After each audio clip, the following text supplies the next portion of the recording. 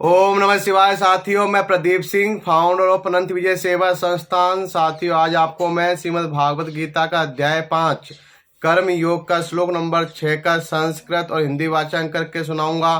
तो श्लोक नंबर 6 है, संन्यासस्तु महाबाहो दुःखमाप्तुं योगतः योगयुक्तो मुनिर्ब्रह्मा न चिरेणाधिगच्छति।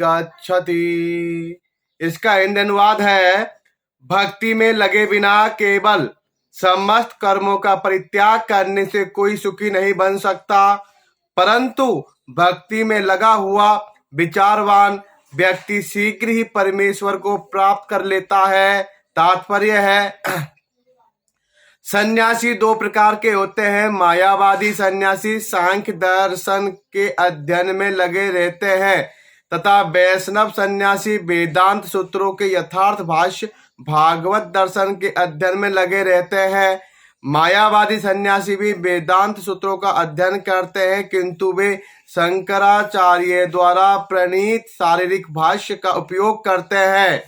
भागवत संप्रदाय के छात्र पांचरात्र की विधि से भगवान की भक्ति करने में लगे रहते हैं। अतः वैष्णव सन्यासियों को भगवान की दिव्य सेवा के लिए अनेक प्रकार के कार्य करने होते हैं। उन्हें भौतिक कार्यों से कोई सरोकार नहीं रहता, किंतु तो भी वे भगवान की भक्ति में नाना प्रकार के कार्य करते हैं।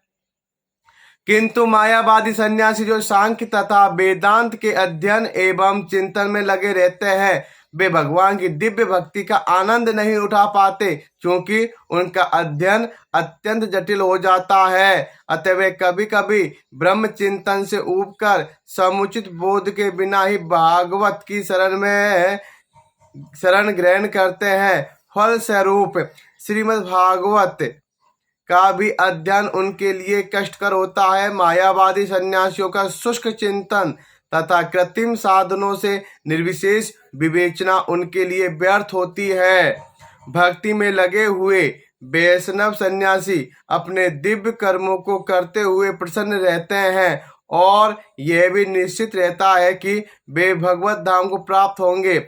मायावादी सन्यासी कभी कभी आत्म साक्षात्कार के पथ से नीचे गिर जाते हैं और फिर से समाज सेवा, परोपकार जैसे भौतिक कर्म में प्रवृत्त होते हैं। अतः निष्कर्ष यह निकला कि कृष्ण भावनामृत के कार्यों में लगे रहने वाले लोग ब्रह्म अब्रह्म विषयक साधारण चिंतन में लगे सन्यासियों से श्रेष्ठ है।